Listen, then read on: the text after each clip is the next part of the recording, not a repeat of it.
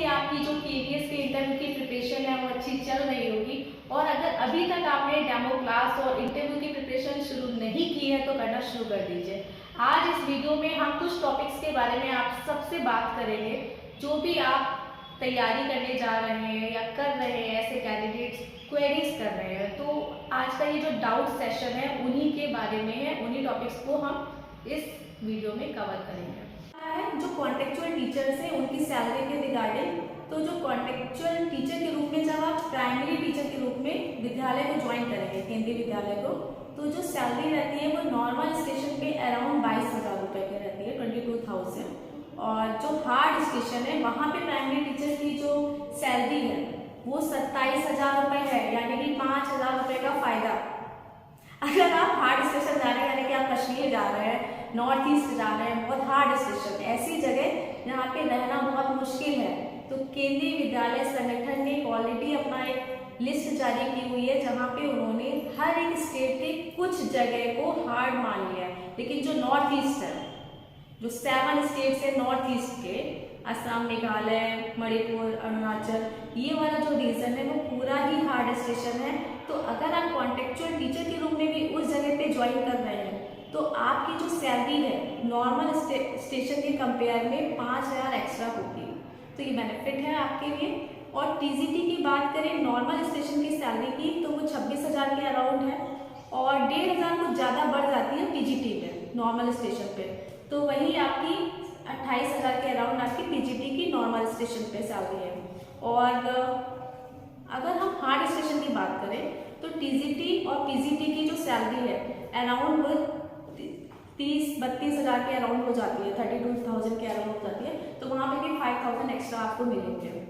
तो आप कैसे पता करें कि कब फॉर्म आ रहे हैं कॉन्टेक्चुअल टीचर के बनने के लिए? तो हर एक स्कूल, केंद्रीय विद्यालय हर एक जगह का अपना वेबसाइट पे इस तरीके का नोटिफिकेशन जारी कर देता है। ठीक है, मान लीजिए KVIIM लखनऊ है, उसने अपनी वेबसाइट पे इस तरीके का इंटरव्यू जो है वो जरूर नोटिफिकेशन जारी करेगा कि उसके यहाँ पर उस जगह पर इस तरीके की या इस पोस्ट के लिए वैकेंसी खाली है। तो आपको क्या करना होगा, वेबसाइट पे सर्च करना पड़ेगा। और न्यूज़पेपर में भी इस तरीके की नोटिफिकेशन पब्लिश होती है, जो बहुत ही कॉमन न्यूज़पेपर है, दैनिक जागरण है, हिंदुस्तान है, आज है, अमर उजाला है, और साथ ही साथ ये लोग अपनी वेबसाइट पर भी इस तरीके के नोटिफिकेशन जारी करते हैं। तो आपको सर्च करना पड़ेगा, तभी आप उसमें जान पाएंगे कि इस तरीके का जो नोटिफिकेशन है आया हुआ है और आपको अप्लाई करना है। हर विद्यालय में जरूरी नहीं है कॉन्टेक्चुअल टीचर बनने के लिए रिटेन एग्जाम हो, कोई ज़रूरी नहीं है। अगर सीटें कम है तो वो सीधे इंटरव्यू कराएंगे, और अगर सीटें कम है और कैंडिडेट ज़्यादा है तो वो इंटरव्यू ना करा के पहले वो रिटन एग्जाम करा देंगे। तो फिर से समझते हैं, अगर सीटें कम है, कैंडिडेट्स भी बहुत कम है, लिमिटेड आए हैं, तो वो वहाँ पे सीधे इंटरव्यू करा देंगे। कैंडिडेट्स की संख्या बहुत है और एक पोस्ट के लिए हजारों की संख्या में लोग आ रहे हैं, तो वो डेफिनेटली वहाँ पे रिटन एग्जाम कराएंगे। अब रिटन एग्जाम कैसा होगा? रिटन एग्जाम का कोई तय फॉर्मूला तो नहीं कह सकते, लेकिन अब MCQ बेस्ड हो गए हैं। पहले आज से 4-5 साल पहले जो रिटन एग्जाम होता था कॉन्टेक्चुअल टीचर बनने के लिए, वो ऐसे टाइप का होता था। उन्होंने थोड़े बहुत जीके के क्वेश्चन पूछ लिए, करंट अफेयर्स से संबंधित और आपके जो पेडागोजी से संबंधित, और उसके बाद एक ऐसे कि आप KVS संगठन को क्यों ज्वाइन करना चाहते हैं, इस तरीके के पैराग्राफ में और ऐसे टाइप के क्वेश्चन होते थे। अब क्या कर दिया उन्होंने, MCQ टाइप का, सीटेट बेस्ड टाइप का क्वेश्चन बना दिया, और जो उसमें मेरिट में आ गया उसको क्वालिफाई करके उसको वो इंटरव्यू के लिए बुला लेते हैं। बुलाना क्या है, उसी दिन वो करवा लेते हैं, और अगर आपका इंटरव्यू अच्छा जाता है तो आप घर चले जाएंगे। उसके बाद आपको सिलेक्शन होने पे वो खुद ही ऑलरेडी कॉल कर देंगे। वेबसाइट पे आपने नोटिफिकेशन देख लिया या फिर आपने न्यूज़पेपर में नोटिफिकेशन देख लिया कि कॉन्टेक्चुअल टीचर की जो वैकेंसी है वो इस पर्टिकुलर KV में आई हुई है। अब आपको क्या करना है, उस पर्टिकुलर डेट पर अपने सारे ओरिजिनल डॉक्यूमेंट और एक सेट अपना जो भी है फोटोकॉपी का ओरिजिनल डॉक्यूमेंट्स का करवा के रख लीजिए, सेल्फ अटेस्टेड कर लीजिए और वहाँ पर लेके जाइए। आपका रिटन एग्जाम होगा, आप उसको क्वालिफाई कर लेंगे तो आपको डॉक्यूमेंट वेरिफिकेशन बुलाया जाएगा उसी दिन, सेम डे का प्रोसेस है ये। कुछ लोग क्या करते हैं, घर वापस चले जाते हैं कि हाँ वो हमें कॉल करेंगे और हमको बुला लिया जाएगा तो हमारा इंटरव्यू हो जाएगा। तो ऐसा नहीं है, सेम डे का प्रोसेस रहता है। अगर कैंडिडेट्स ज़्यादा हैं तो हो सकता है 2 दिन इसको कर दिया जाए, लेकिन वो उसी दिन में ये सबको निपटा देते हैं, करवा देते हैं सारे काम। तो जो ओरिजिनल डॉक्यूमेंट्स आपको लेके जाने हैं वो आपका हो गया एकेडमिक्स से रिलेटेड, जो आपने जितना भी 10th 12th ग्रेजुएशन पीजी किया है तो वो, अगर नेट पीएचडी को जिससे रिलेटेड आपके पास है, एक्सपीरियंस सर्टिफिकेट पिछले किसी विद्यालय में पढ़ाया हो, कंप्यूटर का कोई एक्सपीरियंस हो, आपका कंप्यूटर नॉलेज की बेसिक हो या फिर कोई भी हाई लेवल की आपकी नॉलेज हो, और साथ ही साथ आपका जो कास्ट सर्टिफिकेट है और डोमिसाइल निवास प्रमाण पत्र है। इसके अलावा अगर आपने कोई एक्स्ट्रा करिकुलर एक्टिविटी में कभी पार्टिसिपेट किया हो और आपका कुछ अचीवमेंट रहा हो, मतलब कोई स्पोर्ट्स की एक्टिविटी हो गई या फिर कोई ड्राइंग या आर्ट एंड क्राफ्ट वाला कुछ रहा हो, तो कोई भी एक्टिविटी जिसमें आपने कुछ आपको प्राइज मिला हो, कोई सर्टिफिकेट हो, आप उसको भी लेके जाइए, उसको भी मेंशन करिए। जब आपसे एक फॉर्म फिल करवाया जाएगा तो उसमें सारी डिटेल्स अपने लिख दीजिएगा कि हाँ ये चीज़ें जो हैं वो मैंने अचीव किया है, और वहाँ पे अपने एक्सपीरियंस में उसको शो कर दीजिएगा, क्योंकि उसके भी मार्क्स मिलते हैं। अब जो बीएड कैंडिडेट्स हैं वो भी जाइए प्राइमरी टीचर के लिए। अब बीएड जो कैंडिडेट्स को भी अलाउ किया गया है तो वो भी जा सकते हैं और उनको भी जाना चाहिए एज ए कॉन्टेक्चुअल टीचर में केवी में। बहुत से लोगों की क्वेरी रहती है कि मतलब इतनी सारी भीड़ में हमारा कैसे सिलेक्शन होगा और हम कैसे सेलेक्ट हो पाएंगे, क्योंकि केवी का जो वर्क कल्चर है हमें कुछ भी नहीं पता। एक केवी उनके लिए क्या लगता है, बहुत बड़ा नेशनल लेवल का इंस्टीट्यूट है, ब्रांड है।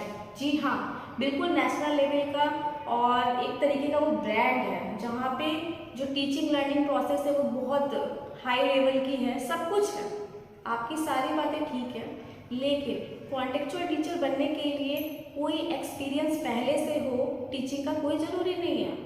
बहुत सारे जो टीचर्स हैं, फ्रेश टीचर्स, और उन्हें अप्लाई किया और वो सेलेक्ट हुए हैं, वो आए हैं और उनके पास कोई भी टीचिंग एक्सपीरियंस नहीं था, फिर भी वो केवी में आए और उन्हें अपनी वो सेवाएं आज दे रहे हैं और कई सालों से भी दे रहे हैं।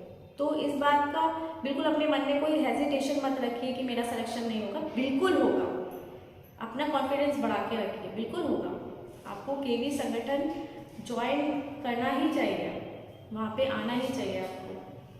तो ये है कि जब हमारा इंटरव्यू होगा तो हमें वो कौन सी भाषा में देना होगा, क्या हम हिंदी यूज़ करें या इंग्लिश यूज़ करें। तो आपकी जानकारी के लिए बता दूं कि अपना जो इंट्रोडक्शन है वो दोनों लैंग्वेज में आप तैयार करके जाइए, चाहे वो इंग्लिश हो चाहे हिंदी हो। लेकिन आपसे जो भी सवाल इंटरव्यू पैनल पूछ रहा है आपको जानना पड़ेगा, देखना पड़ेगा कि वो इंग्लिश में है या हिंदी में। अगर उन्होंने हिंदी में पूछा तो आप हिंदी में जवाब दीजिए, इंग्लिश में पूछा तो इंग्लिश में जवाब दीजिए। तो कहने का मतलब ये है कि जो लैंग्वेज होगी वो बाइलिंगुअल होगी। बाइलिंगुअल यानी कि दोनों भाषाओं का प्रयोग, तो आपको दोनों भाषाओं का यूज़ करना है। आप कोई भी ये भी सोच सकता है कि हो सकता है कि अब मुझसे ऐसा सवाल पूछा जाए जो मुझे इंग्लिश में आंसर आता ही ना हो, या मेरी इंग्लिश जो है वो इतनी परफेक्ट है ही नहीं कि मैं वहाँ पे जाके बोलूँ, या जो ग्रामर है वो मेरी गलत है या फिर अच्छे से मैं प्रोनाउंसिएशन नहीं कर पाऊँगा। तो घबराओ मत, बी रिलैक्स, आप इंटरव्यू में ज़रूर जाइए। इस आधार पे अपना इंटरव्यू बिल्कुल मत छोड़िए कि जो आपकी जो लैंग्वेज है वो उतनी स्ट्रॉन्ग नहीं है, ठीक है। अगर आप हिंदी में कंफर्टेबल है तो इंटरव्यू पैनल को बोल दीजिए कि मैं हिंदी में जवाब देना चाहता हूँ या चाहती हूँ, तो वो आपको उसी में क्वेश्चन पूछ लेंगे।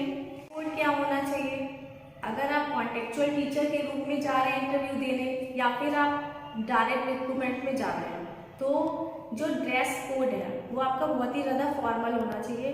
बहुत से लोग जीन्स पहन के चले जाते हैं, जीन्स और कुर्ती, तो ऐसा अवॉइड करते हैं, ठीक है। लॉन्ग कुर्ती है फिर जीन्स पहन रखा है तो इट्स ओके, कोई प्रॉब्लम नहीं है। पर शॉर्ट कुर्ती और जीन्स फीमेल्स बिल्कुल अवॉइड कर दें। आप लॉन्ग कुर्ती और जीन्स पहन के जा सकते हैं, कोई इसमें इश्यू नहीं है। और नॉर्मल आप सूट पहन के जाइए, साड़ी पहन के जाइए। साड़ी भी बहुत ज़्यादा तड़क भड़क वाली, और उसका ब्लाउज और ये सारा पैटर्न आप देख के जाइएगा, क्योंकि ये सब भी जज किया जाता है। तो ब्लाउज, साड़ी का जो स्टाइल है, तो ये सारा जो आपका एरिया है बॉडी का वो कवर होना चाहिए, इस बात का ध्यान रखेंगे। और जो मेल है उनका फॉर्मल ड्रेस रहेगा, आप पैंट शर्ट पहन के जाइए और पैंट शर्ट का जो कलर कॉम्बिनेशन है वो भी मैटर करता है। यूजली लोग ब्लैक और वाइट को प्रेफर कर सकते हैं, तो आप वाइट और ब्लू का भी कॉम्बिनेशन कर सकते हैं, वाइट और ग्रे का भी कर सकते हैं, लेकिन वाइट और ब्लैक जो है वो आई थिंक कि वो ज़्यादा आंखों को सूट करता है कि हाँ ये फॉर्मल है, प्रोफेशनल है।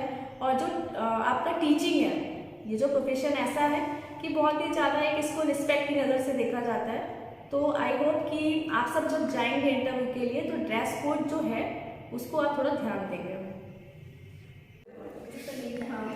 तो टीचर्स, हाँ टीचर्स ही कहेंगे क्योंकि आप कॉन्टेक्चुअल टीचर के लिए अप्लाई करने वाले हैं और हम सभी कहीं ना कहीं टीचर होते ही हैं। तो अपना जो कॉन्फिडेंस है बरकरार रखिए और आप कॉन्टेक्चुअल टीचर बनने जा रहे हैं तो बिल्कुल जाइए, बिल्कुल भी हेजिटेशन मत रखिएगा। जो भी कैंडिडेट्स कॉन्टेक्चुअल टीचर बनना चाह रहे हैं तो वो जब भी इस तरीके की नोटिफिकेशन आए तो वो अप्लाई करें। एक्सपीरियंस हो पास्ट में इस बारे में बिल्कुल ना सोचें और इस तरीके का जो आपको अपॉर्चुनिटीज़ मिलती है तो उसको आपको ज़रूर लेना चाहिए और साथ ही साथ अपना जो पर्सनल ग्रोथ है और जो कॉन्फिडेंस है उसको लाइफ टाइम के लिए हमेशा बढ़ाते रहना चाहिए। तो ऑल दी वेरी बेस्ट, आप सभी का सिलेक्शन हो और आप केवी संगठन का हिस्सा बने और हम सभी के साथ ये जो एक शिक्षा के क्षेत्र में होता है ना कि टीचर्स बच्चों को शिक्षित कर रहे हैं और एक अच्छे नागरिक बनाने जा रहे हैं देश के लिए, तो उसमें अपना योगदान दें। Thank you.